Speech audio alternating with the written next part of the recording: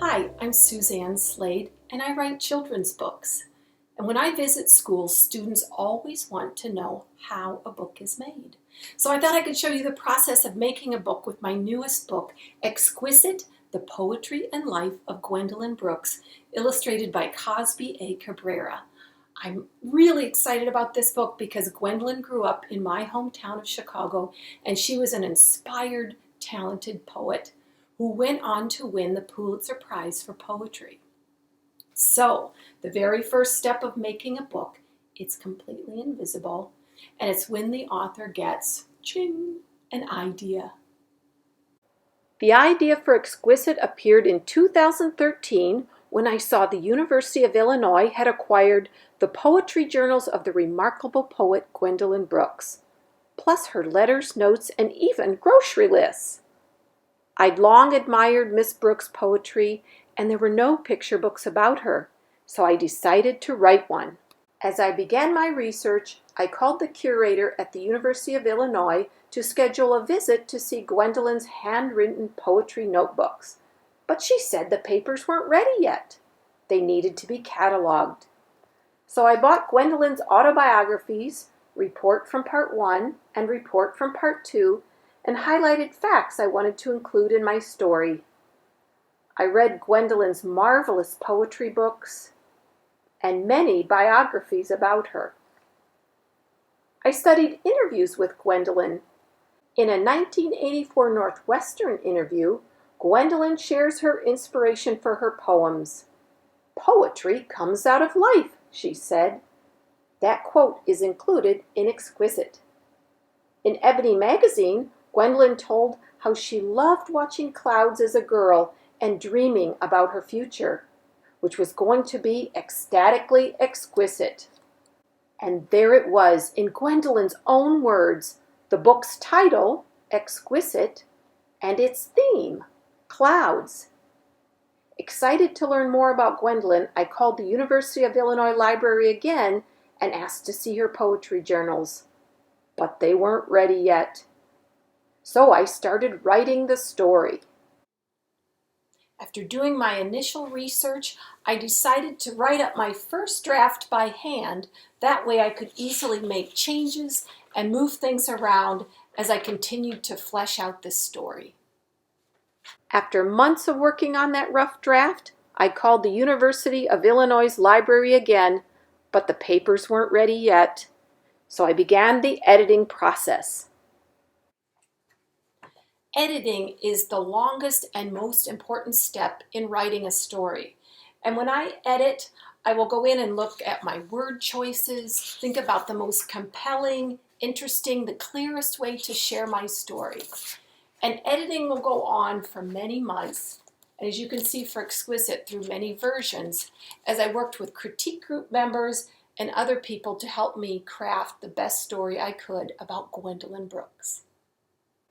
Many revisions later, I called University of Illinois again in late 2015. This time, the curator said yes.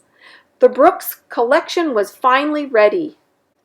I packed my bags and headed to Champaign, Illinois, and found Gwendolyn Brooks banners announcing the precious collection inside.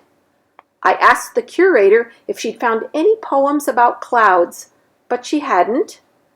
Then she brought out Gwendolyn's treasured notebooks. I could only review one at a time, so I chose one of her early childhood poetry journals and opened the cover. On that very first page was a poem titled Clouds.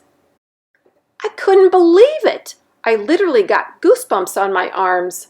This book project seemed meant to be. I spent hours reading Gwendolyn's magnificent poetry. I was shocked to discover many of her poems had never been published, including Clouds. Next came more exciting research. I talked with Taimba Jess, the 2017 Pulitzer Prize for Poetry winner, who shared stories of meeting Gwendolyn Brooks, entering a poetry contest she'd sponsored, and how she personally encouraged him. I also interviewed more people who shared photos and stories of how Gwendolyn generously provided workshops, classes, and supported and inspired young poets. After some additional editing and having spent years on the project, I decided it was finally time to submit to publishers. And to my delight, the wonderful Abrams Books for Young Readers acquired the story. Next step, find the perfect illustrator for the book. The editor and I quickly agreed on Cozbi Cabrera, who also happened to live in Chicago. And Cozbi began her research journey. She visited the Brooks Papers at University of Illinois. She circled Gwendolyn's Bronzeville neighborhood for months, studying the architecture and talking to neighbors, which helped her create authentic illustrations. Cozbi located Gwendolyn's home and discovered more about the rooms inside and its big back porch where Gwendolyn loved to watch clouds. Cozbi took dozens of pictures of clouds, which she used as inspiration to paint glorious clouds in the book. To me, it's pure magic how Cozbi creates such stunning illustrations filled with accurate details from her research. For example, this illustration shows how Gwendolyn's wedding was in her childhood home, how she wore a wonderful red dress and cut a fancy tall cake with flowers arranged by her aunts. Here's more of Cozbi's magic as she starts with a pencil sketch, then uses vivid acrylic paints to create magnificent illustrations.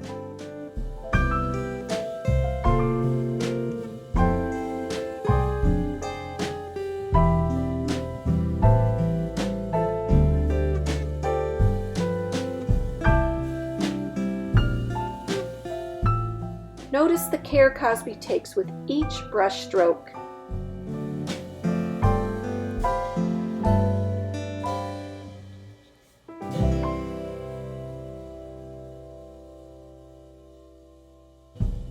And here's more of her lovely artwork as she figured out the cover design and the lettering for the title.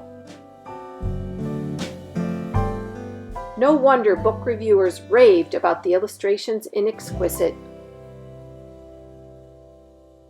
While Cozbi was working on illustrations, I secured permissions for this photo of Gwendolyn and spent a year corresponding with Brooks Permissions, who kindly granted permission for Exquisite to share Gwendolyn's unpublished poem Clouds for the first time. Then at last the book was off to the printer. Exquisite has two beautiful cover designs, on the jacket and another inside. And Gwendolyn's exquisite life and poetry continues to inspire a new generation.